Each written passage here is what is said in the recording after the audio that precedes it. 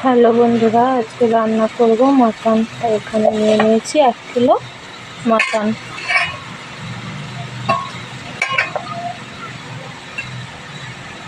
মাটনটাকে প্রথমে ভালো করে ধুয়ে নেব। এইভাবে 3-4 বার জল দিয়ে ধুয়ে নেব। এরপরে দিয়ে দেবো সামান্য লেবুর রস, তাতে মাংসটা ভালো করে ধুয়ে নিতে পারবো।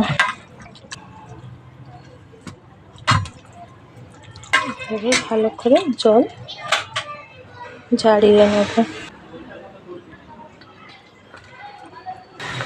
কড়াই গরম হয়ে গেছে, দিয়ে দেবো সরিষার তেল।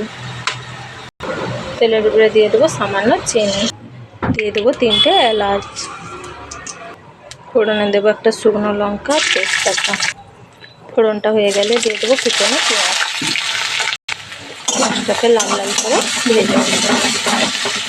পেঁয়াজটা ভাজা ভাজা হয়ে গেছে, দিয়ে দেবো আদা রসুন বাটা।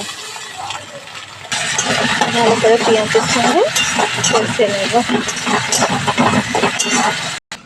মশলা জলে দিয়ে দেবো পরিমাণ মতো হলুদ গুঁড়ো, দিয়ে দেবো 1 চামচ লঙ্কা গুঁড়ো। আদা রসুন ভাজা ভাজা হয়ে গেছে, দিয়ে দেবো লঙ্কা হলুদ গুলিয়ে রাখা জল। মশলাটাকে আবারও ভালো করে কষে নেব। দিয়ে দেবো কেটে রাখা টমেটো। উপর থেকে দিয়ে দেবো ধনে গুঁড়ো। মশলাটা হয়ে গেছে, উপর থেকে দিয়ে দেবো ধুয়ে রাখা মাংসগুলো। মাংসটাকে মশলার সঙ্গে 5 মিনিট এইভাবে কষে নিতে হবে।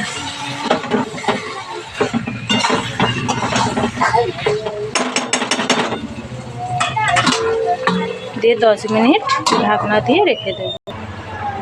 দিয়ে দেবো কেটে রাখা আলু, দিয়ে আবারও 10 মিনিট এইভাবে কষে নেব। উপর থেকে দিয়ে দেবো পরিমাণ মতো লবণ। লো ফ্লেমে 10 মিনিট ঢাকনা দিয়ে রেখে দেব। দেখুন মাটনটা কষানো হয়ে গেছে, আলুও সিদ্ধ হয়ে গেছে। এবার দিয়ে দেবো উপর থেকে গরম জল। মাটনের পাতলা ঝোল করব। এইভাবে 15 মিনিট হাই ফ্লেমে ফুটিয়ে নেব।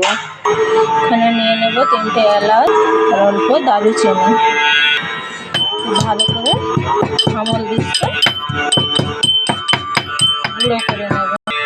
তরকারিটা ফুটে গেছে, এবার দিয়ে দেবো গুঁড়ো করে রাখা গরম মশলা।